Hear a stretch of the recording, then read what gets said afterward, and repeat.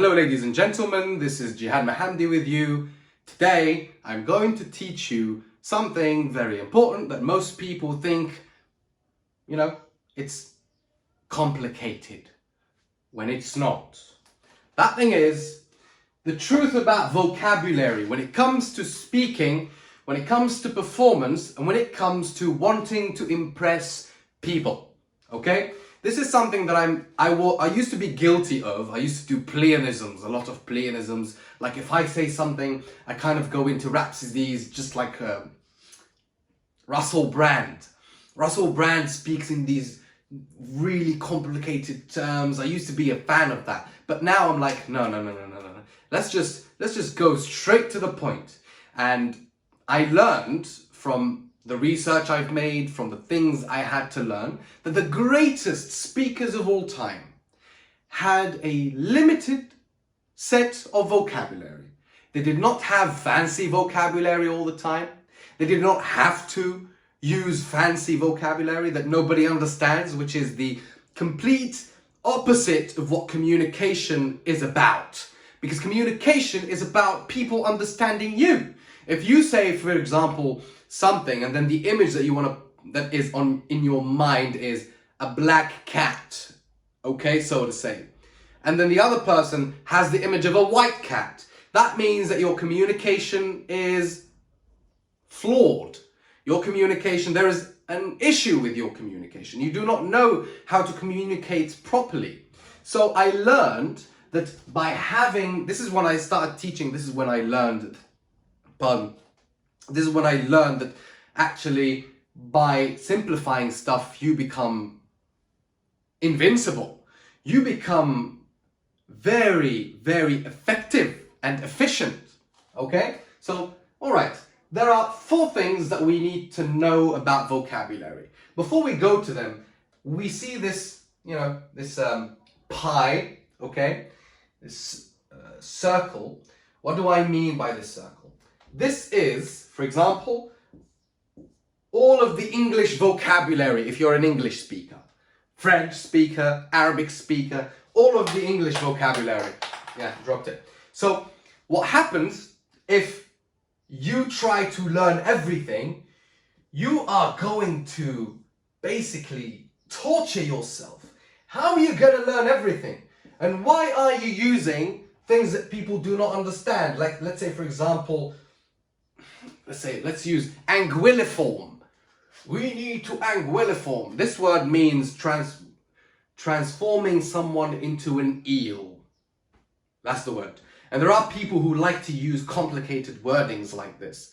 You should not do that. The greatest speakers had something that is called vocabulary identity. There is an identity to you. There are certain words that only you use and that make you identify.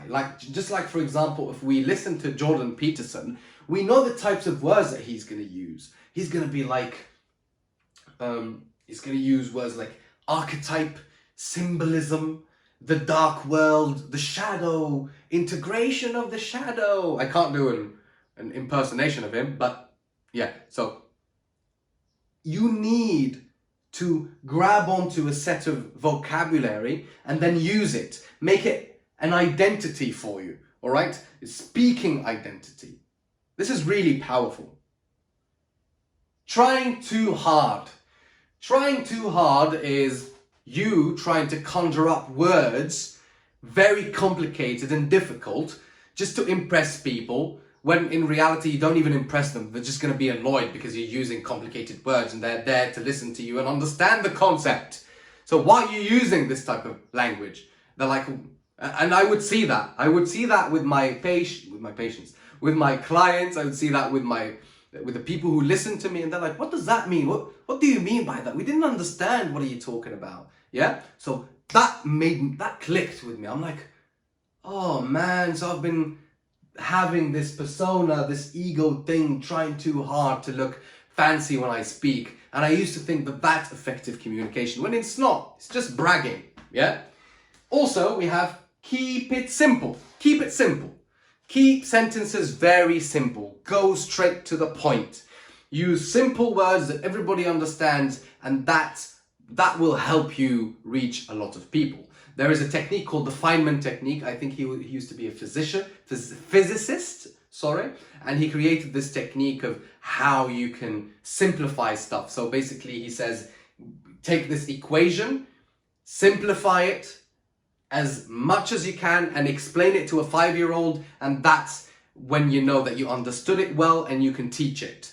This is the best thing to do. I do that a lot now with my with concepts, because trust me, I read really weird stuff and complicated and deep stuff, and I work on simplifying them because I'm ultimately communicating with people. Then, for example, if you have a niche, if you have followers, if you have people who already know you, you introduce concepts in a simple way, for example, and then you can take them up the consciousness with more and more complicated and deeper stuff, yeah? And relate.